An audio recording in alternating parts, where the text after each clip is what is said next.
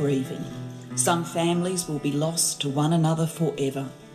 To those of you who face the difficulties of reconnecting with family and establishing ongoing relationships, we say sorry.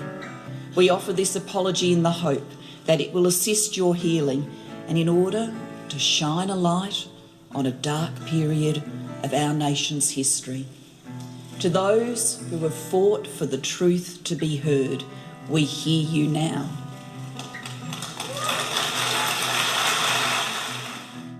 You're listening to Adopt Perspective, a podcast for anyone affected by adoption. I'm one of your hosts, Jo Sparrow. This podcast is a production of Jigsaw Queensland Post-Adoption Support Service. However, the views expressed are those of the people participating, not necessarily Jigsaw Queensland. The podcast discusses adult themes and listener discretion is advised. Before we begin, just a content warning that this episode discusses rape. Hi and welcome to Adopt Perspective. I'm your host, Jo Sparrow. Today is the first of two episodes with Evelyn Robinson. Evelyn is a mother who was separated from her first child, Stephen, through adoption in Scotland in 1970. Evelyn was born and raised in Renfrew, Scotland, and emigrated to Bermuda and later to South Australia, where she's lived since 1982. She has a wealth of knowledge and experience in relation to the long-term outcomes of adoption separation and has experienced post-adoption services from every perspective, as a client, a volunteer, and as a professional counsellor. Her undergraduate and postgraduate qualifications are in the areas of social work and education. In 2017, Evelyn was named in the Australia Day Honours List and received an Order of Australia Medal for her service to the community, in particular to family members separated by adoption.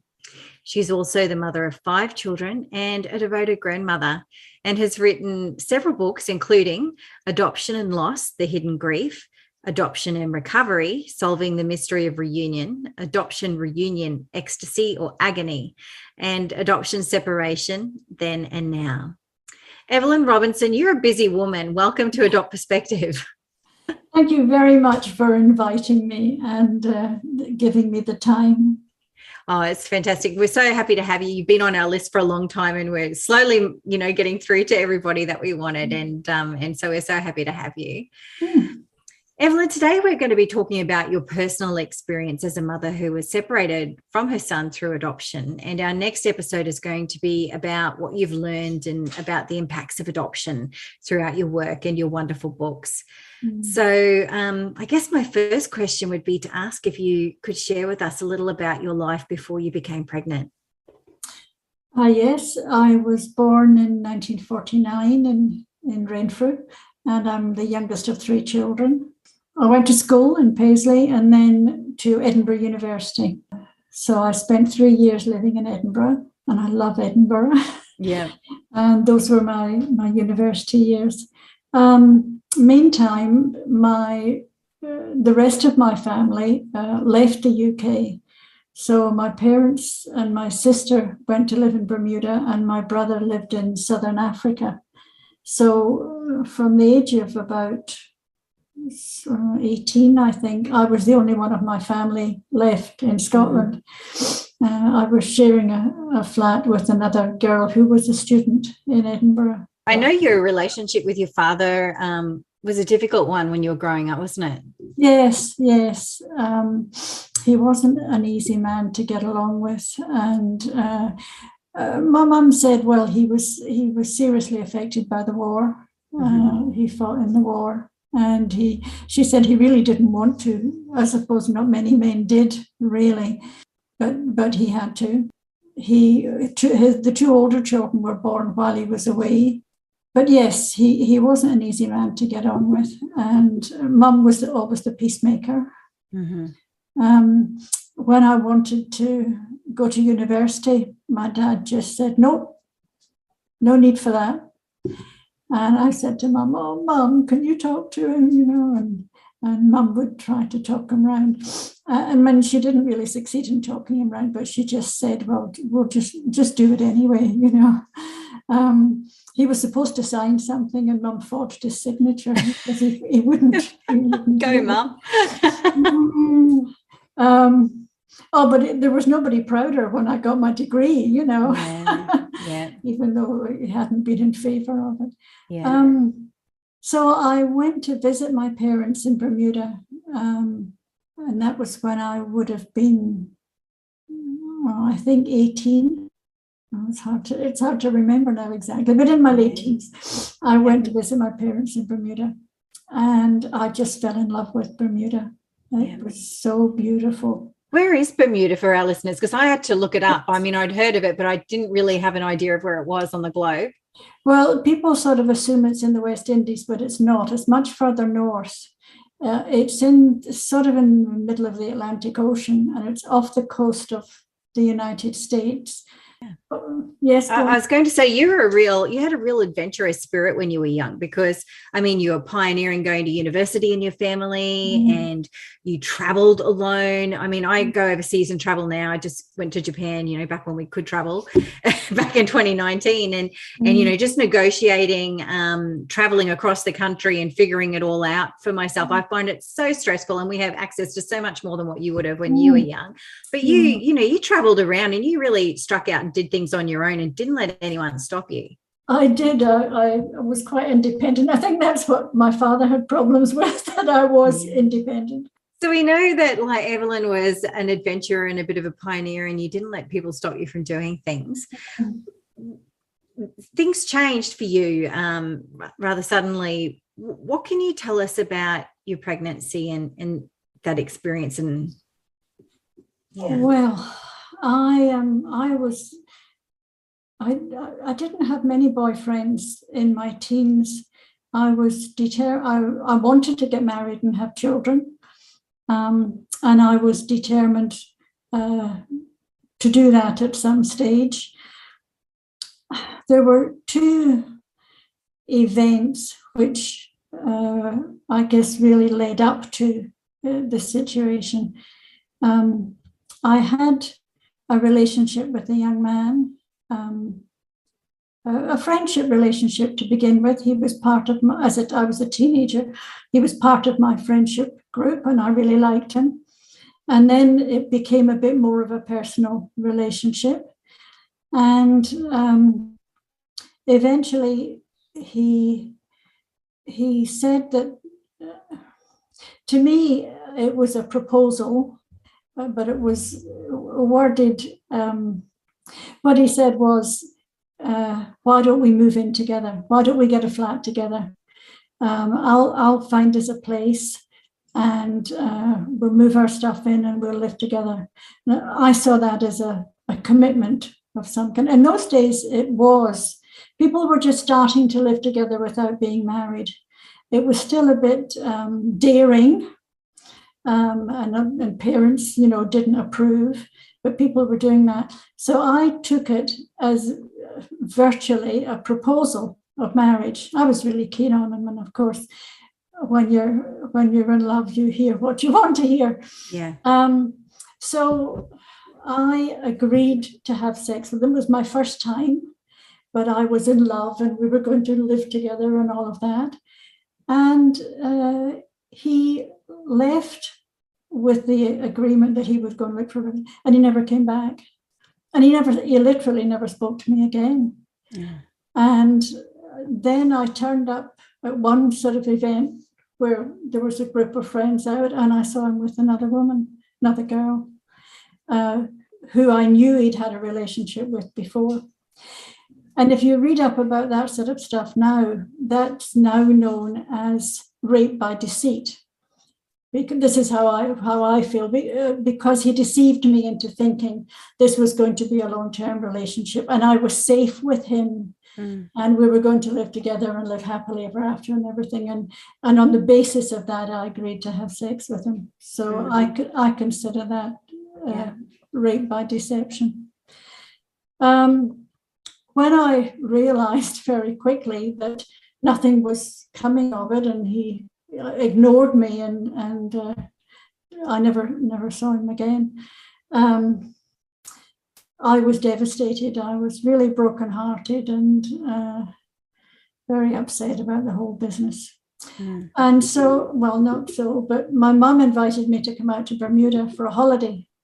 And I thought, well, yes, that might be a good idea, get away from everything, because all our friends knew, it was very sort of public.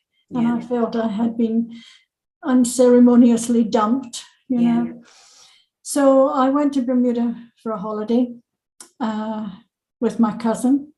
I was miserable, really. Nothing was going to cheer me up. Anyway, we sort of had a good time there. And I met a guy there. We were down at the beach one afternoon, and I met this guy.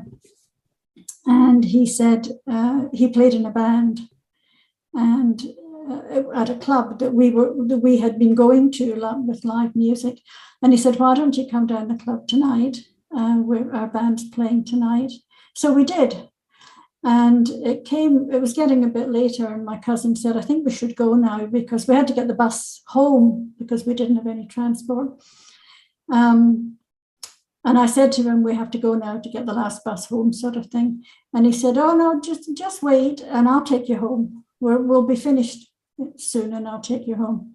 So she went on the bus and I waited and listened to the band. And then instead of taking me home, he took me in completely the opposite direction. And I started to get worried because I didn't know where I was. I was in a strange country, really. And I knew the buses were now finished. There were no buses. And he took me to a park. He said, have you been to this place? And I said, "Oh, it's lovely. You'll like it." So we had to walk around this park. And then he made it very obvious that he expected to have sex before he would take me home. And I was a bit afraid at this point. I was in this strange country in the middle of a sort of a park, and I didn't actually know the way home because my mum and dad lived at the other end of the island. I didn't know how to get home because the buses had all stopped. And I thought, "Oh, we'll get it over with then. Go on then if that's what you want to do, and just take me home and that'll be that, and I'll never see him again." So that's basically what happened. So sorry that happened to you, Evelyn. And that really, and then he didn't take me home. He said, "Oh, I'll drop you down here. You'll probably be able to pick up a taxi." And then he just disappeared into the night. And I thought, and I just was a bit weird. Oh, men, I had enough of men. They haven't done very well by me. And then I got back to Edinburgh, back home, and began to suspect that I might be pregnant. And I was devastated because it was such a negative experience. And I couldn't imagine that a child would be produced from that experience. Yeah. And I was so angry with how I had been treated and mistreated that I couldn't, it was hard to feel that this was actually my child.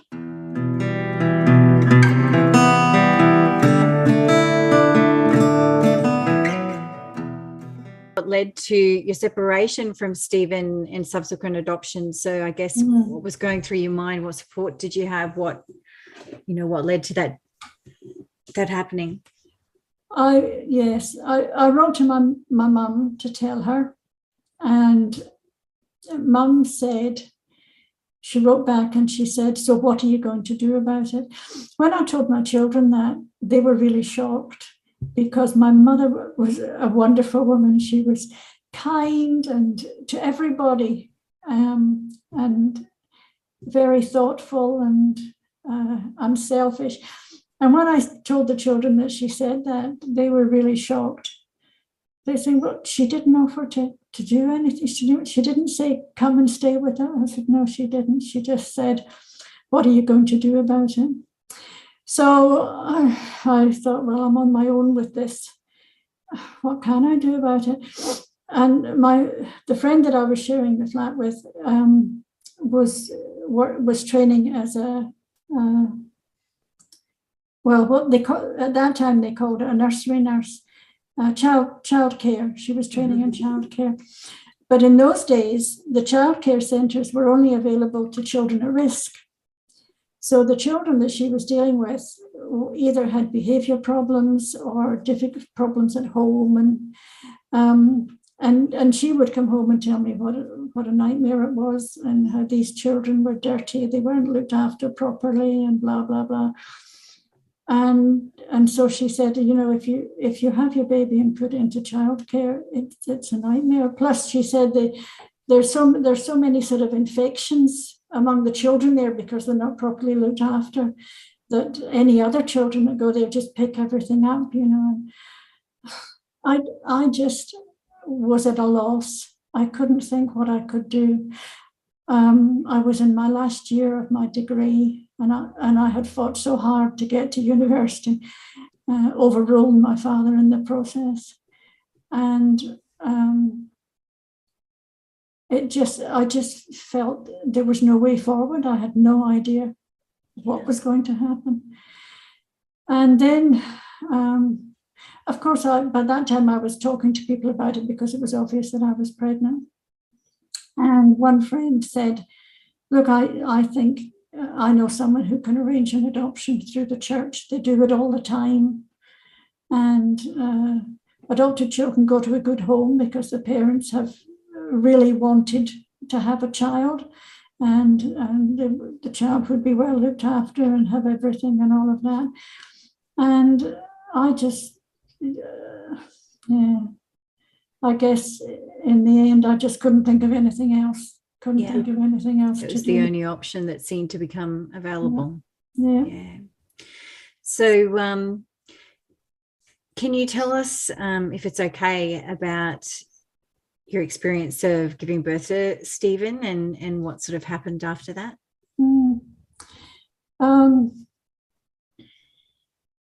My mother came over for the birth, came over to Edinburgh, and Marie and I were actually at a film show. It was a film about the Rolling Stones, and I started getting contractions, and she kept saying, "You all right, Evie? Are you all right? And sit down, don't stand up." And then I decided I needed to go home. We went home, and then we got a taxi, and we went to the hospital. And all this time, I was. It's hard to describe now how I was feeling. I was angry. I was angry with him, and I was angry with myself because I was used to sort of being strong and making good decisions, and I just couldn't make a decision with it because nothing was going to be good. I couldn't see a happy outcome really for anybody. Yeah. And I was quite bitter in terms of the way I had been treated by the men in my life. That was part of it as well. Yeah. And I felt powerless, really, and quite hopeless. I just couldn't see ahead.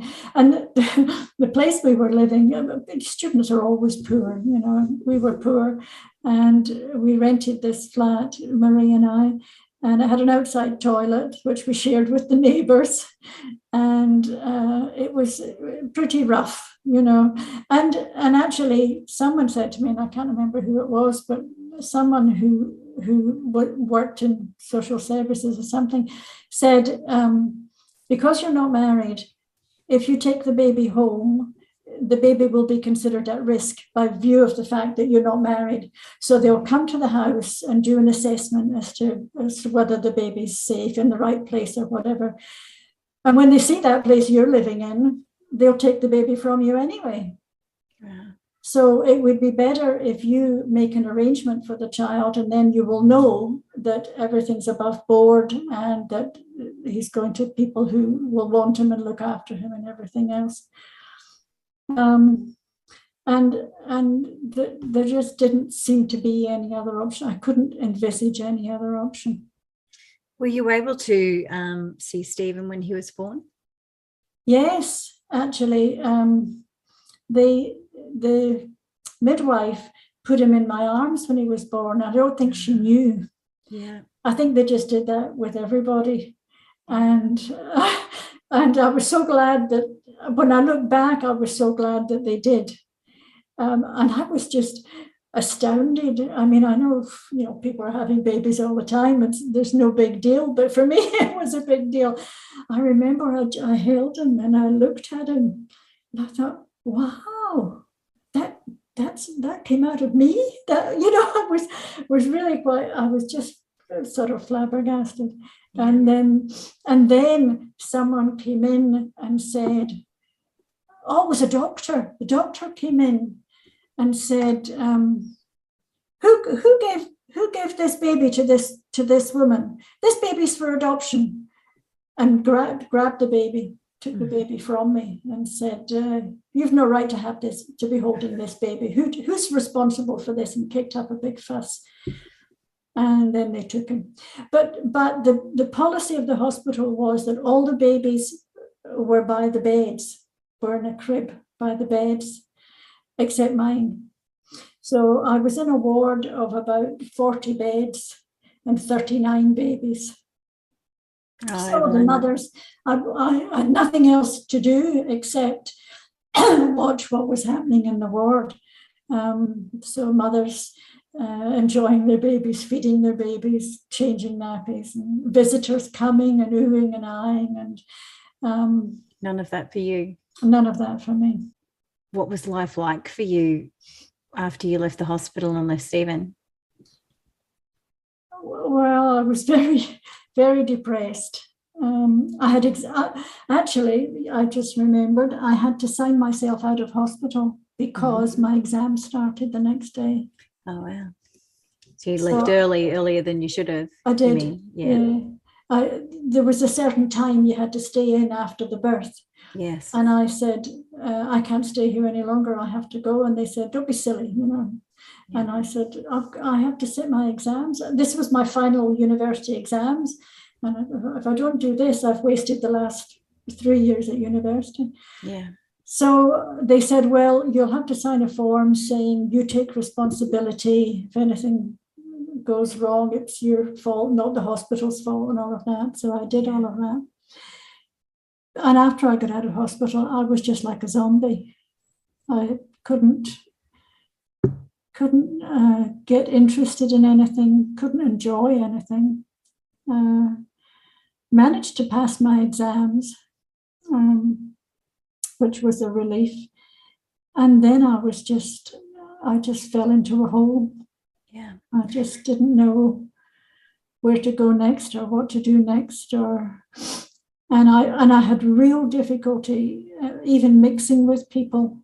I felt that everybody knew, and people were probably talking about me, thinking about, what had happened. And some people, of course, were wonderful. I mean, I had some lovely friends who were really supportive. One friend brought me flowers when I was in hospital, and I actually got annoyed with her because to me, there was nothing to celebrate. I was miserable. Yeah. But I did thank her for the flowers. But I think I suspect that I put them in the bin because to me, it was appropriate to give all these other mothers flowers to congratulate them and all of that, but they just didn't feel relevant to me. It was like it was a celebration. For me, there was no celebration. There was nothing about it that remotely resembled a celebration. Yeah. So were you able to talk about how you were feeling with anyone?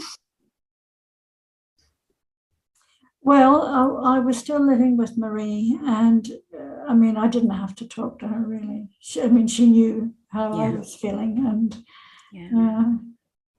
she's still a good friend. Yeah. So, what happened over the coming years then? After the next few years afterwards. Well, I finished my degree.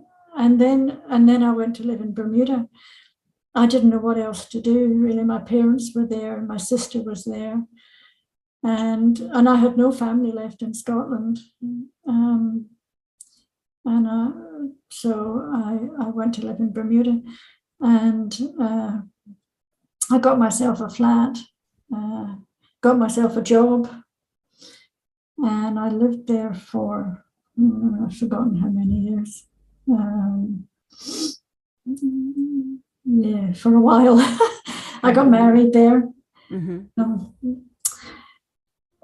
which did not turn out to be a happy marriage. And I just felt pretty inadequate. I thought, I was starting to think I can't get anything right. However, my marriage gave me 4 children. I couldn't wait to have a child. I think that's why I got married, to be honest. First person who asked me. I thought, oh, if I'm married, I could have my own baby. I could have a baby.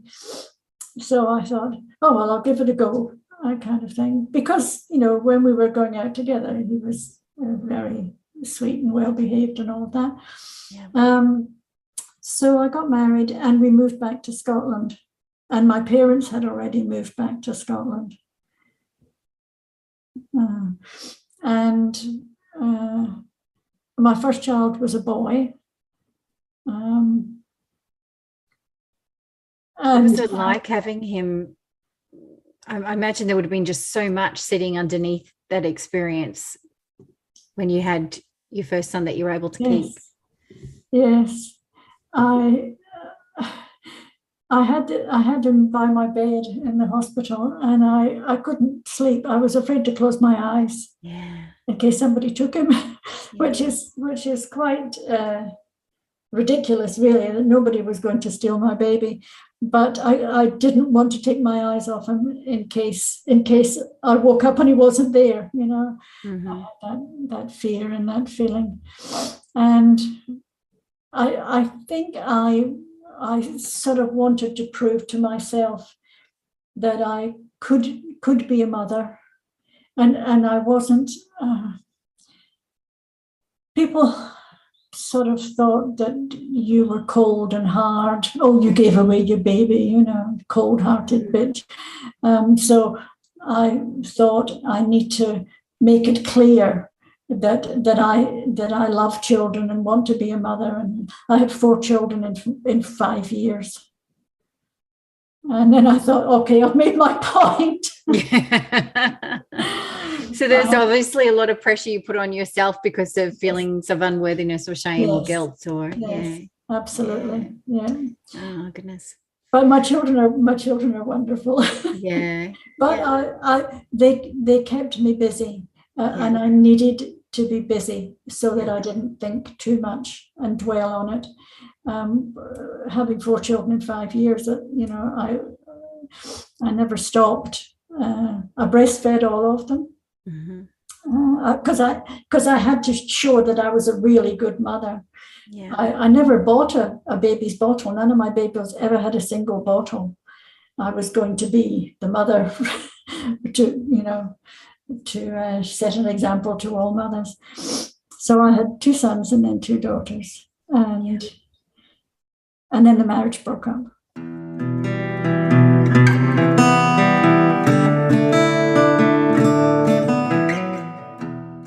So you moved eventually, didn't you, to Australia? Yes. So there I was in Scotland with my 4 children, and I was the only one of the family there. And so my husband was gone after, and being a single parent to 4 children is quite demanding, as you can imagine. And people said, why don't you go to where your family is? Because they'd moved by then to Australia, South Australia. Yes, I'm trying to think. They were all in South Australia because my brother and sister and my parents were all living in South Australia. Yeah. And so it seemed like the sensible thing to do so that the children could grow up within the family. And I sort of thought a new country might be what I need, because everywhere I was in Scotland, I had memories. Everywhere I went, I had memories. I love Scotland, but at that time, a lot of the memories were painful. And I thought, if I'm in a new place, I have no memories there, I could sort of start from scratch. So I came here with the children, 1982, and we've been here ever since. And the last, so what's that, 1982, what are we now? How many, you tell me, how many years have I been here? You don't want to be asking me the math questions, Evelyn. I would have to pick up my phone and work it out. It's a long time. I've been here for a long time. Let's go, it's a long time. I've been here for a long time. And I've done a lot of healing in that time. Yeah. And I now have 8 grandchildren. And my family is all sort of down the road. They're all within like 20 minutes drive of my house. And I've remarried. Yeah. You really, really wanted to find Stephen, though, didn't you? Yes. When I was in Scotland, I would read the papers and anything they said about something happening to a child, an accident or trouble of some kind, I would, if it was a boy, I'd go, how old is he? Could he be my son? And even walking around the town or whatever, I didn't know where he had been brought up, but I would sometimes look at a boy and say, he's about the right age. Does he look like me at all? It was in my mind all the time, and I thought, well, and I did ask somebody, I can't remember where I went, if I could do anything about finding him ever. And they sort of said, oh, no, you don't want to do that. Don't put it out of your head. Put it out of your head. So then Mum said, why don't you come to Australia? And I thought, well, why not, So it was easier from the point of view, I wasn't sort of tormented by always looking for him everywhere. And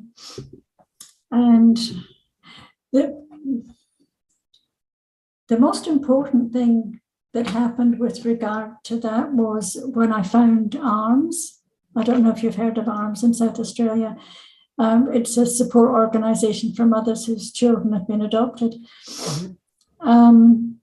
So back in the 80s, I can't remember what date exactly, it might have been 87 or something, they did a review of the Adoption Act in South Australia. So I've always lived in South Australia since I've come here. And my parents lived close by. They're both dead now. Sorry, where was I?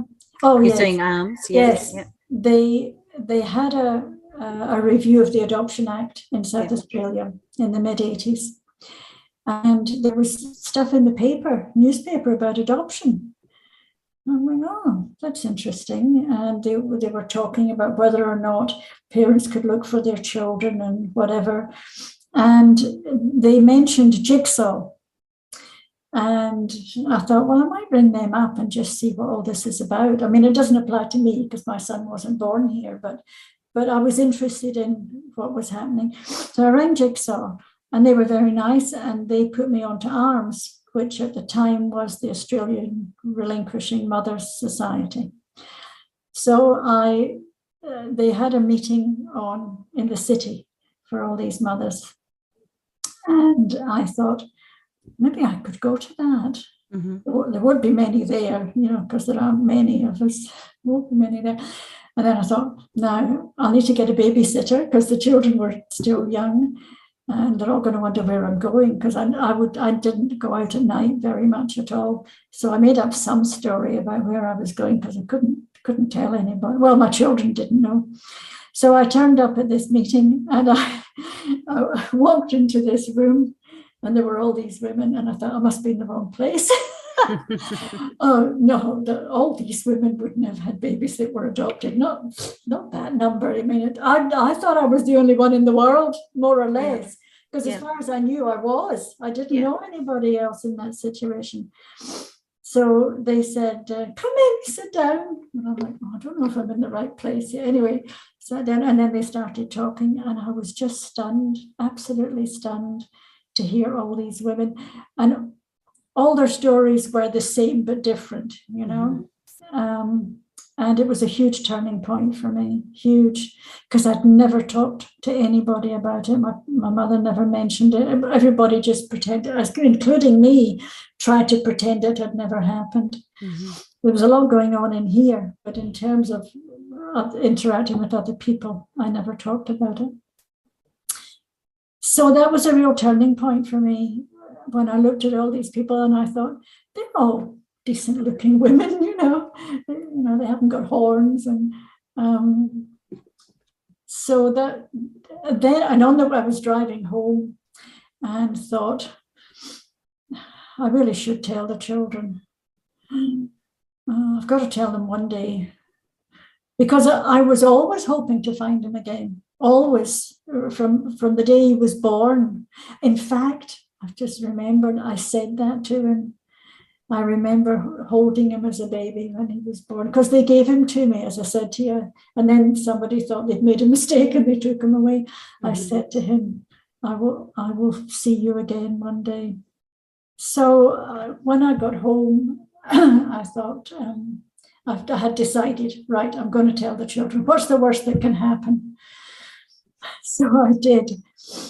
And they weren't impressed at all. They were very unhappy with me. How could you do that? Yeah. And one of my older daughters said, he's our brother. How could you do that? Don't you like children? Didn't you want to be a mother? Yeah. She's still very outspoken. She doesn't hold back. Yeah. And the first thing they said was, so where is he then? And I said, I don't know. What do you mean you don't know? Don't you care? Oh. Yes, I do care, but I'm not allowed to know. Well, she goes, well, that's just silly. Yes, it is silly. So I got that over with, telling the children. That was huge. Yeah, huge. I bet. And then the next day I went to see my mum, and I said, I told the children, and she said, oh, that's wonderful. I'm glad you did. What did they say? I forget which one it was that said this, but one of them said, it was probably my older daughter again. She still doesn't mince her words.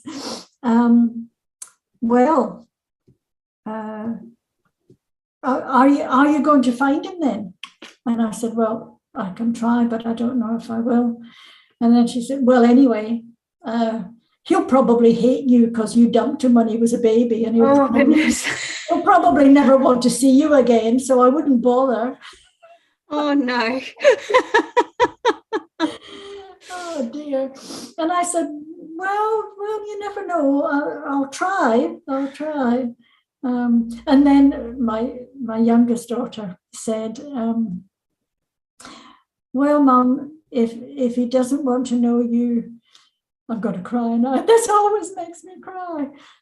She said, if he doesn't want to know you, that would be terrible, because he'll never know what a great mum you really are. And that still gets to me, as you can see. And I said, well, thank you, dear.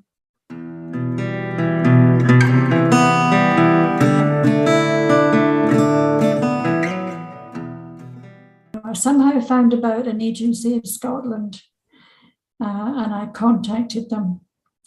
And I probably wrote them a letter in those days. And they said that under Scottish law, I'm not entitled to any information about my child. And but they had a contact register, and they said you can put your name on the contact register, and if your son searches for you, then they make a match and you get in touch. So I said, well, I'll do that if that's all I can do. He left home to go to university in Glasgow, and he shared a flat with other students, and because he was out of the house, he felt the freedom to start doing that. He'd had it in mind for a while, and he went to an agency, and he wasn't very impressed with that they wouldn't do more for him, I think. They said they couldn't look for me. They didn't have the whatever, they didn't have time and all of that to look for people, because there's a lot of people live in Britain, so they said to him, leave your name with us, and if she contacts us, whatever. I was working on the parade at Norwood, and I somehow got the message that this person from this adoption place in Edinburgh, because I remember going down to the post office and I wrote a fax, because faxes were the go at that time. Yeah. Sent off a fax to this person in Edinburgh and said who I was and when my son was born and everything. Anyway, it was in the end, we got in touch with each other only because we both searched at the same time. We both actually went to the same agency. Wow. Independently at the same time. Wow. And they made the match, which they said was very rare.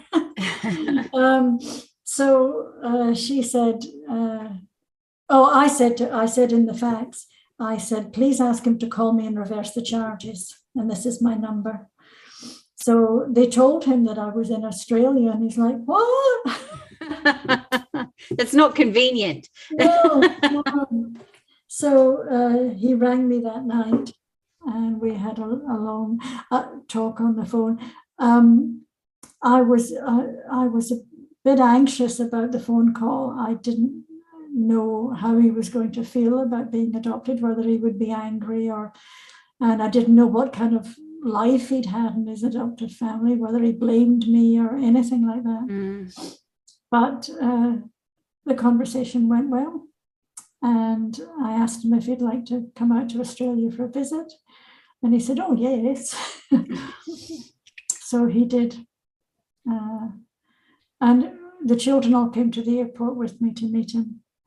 So we were sort of a gang waiting for him, all 5 of us. And I can't remember how long he was here for, 3 or 4 weeks, I think. Not quite sure. I've probably got it all.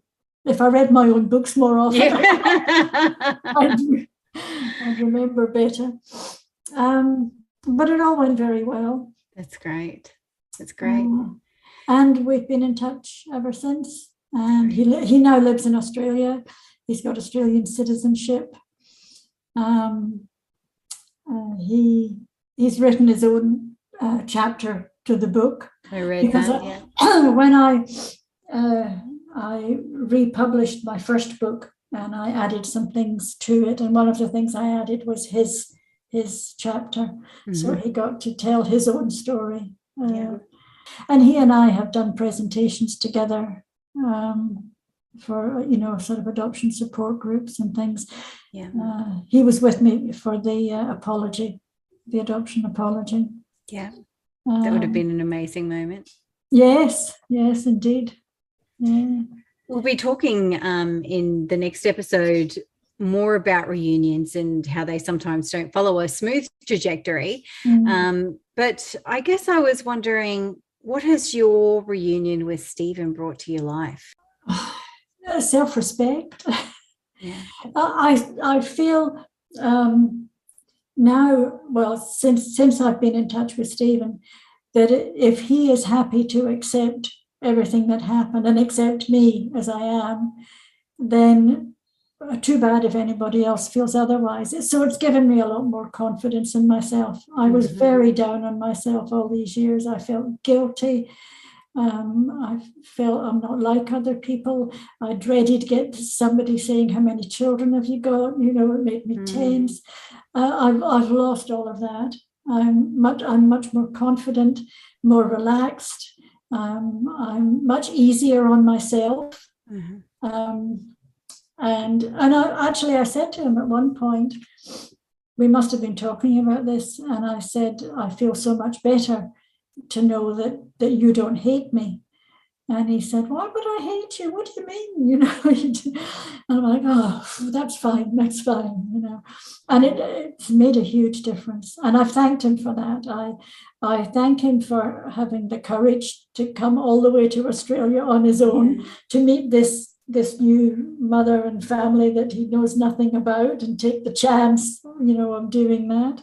Yeah. He's certainly not afraid to take chances. He's done a lot of learning. He's a teacher, and I've been a teacher also.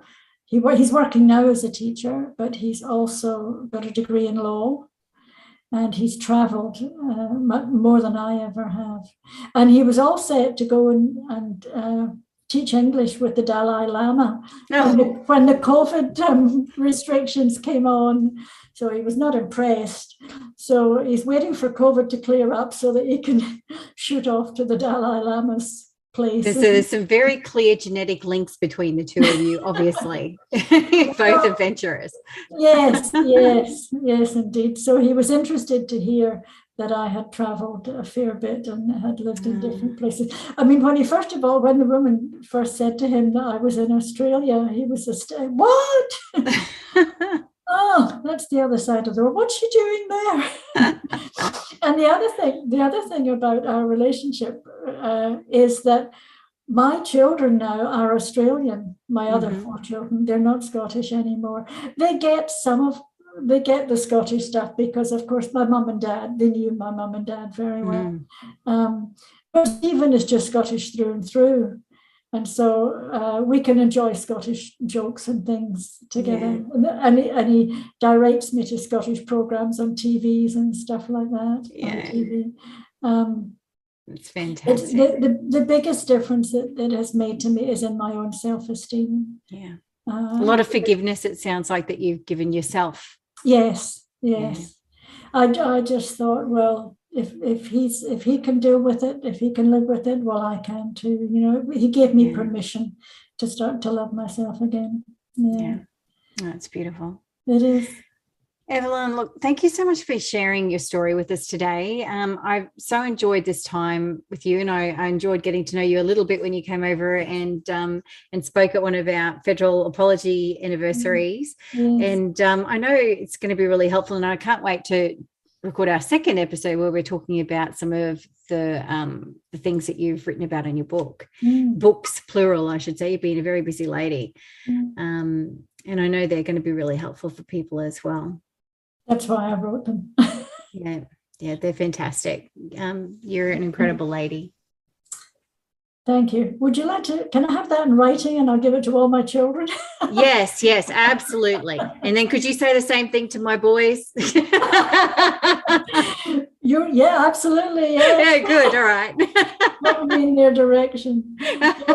My children are lovely and they are very appreciative, and I love having them living nearby. All right. Well, we better finish this episode, and I'll be talking to you again soon about your books, and I'll pop some links up for where you can get hold of Evelyn's books and where you can find out more about her on the episode notes page of the Jigsaw Queensland website. I can't speak today. And we do have copies of Evelyn's books in our Jigsaw Queensland library that are available for borrowing. If you're local to Jigsaw, you can come in and grab them from one of our support group meetings and then return them when you're done for someone else to read. So meanwhile, do you have a story that you'd like to share with us? If you'd like to be interviewed for the podcast, jump onto the main podcast page of the Jigsaw Queensland website and complete the prospective guest form that you'll find there. And note that Adopt Perspective can be listened to by people all over the world. So bye for now. Thanks for listening to the Adopt Perspective podcast. If you'd like to find out more, go to the podcast page on www.jigsawqueensland.com and you'll find a wealth of information and resources on the website. If you reside in Queensland, you can reach Jigsaw Queensland's Forced Adoption Support Service on toll-free 1800 210313, or you can call Jigsaw on 07 33 58 6666. If you live in another state of Australia, you can still call the Forced Adoption Support Service number, and your call will be answered by the Forced Adoption Support Service in the state that you're calling from. In every other state, Relationships Australia operates this service. A big thank you to Matt Sparrow for composing and recording our original theme music. Until next time, I'm Jo Sparrow saying farewell from Adopt Perspective, a podcast for anyone affected by adoption.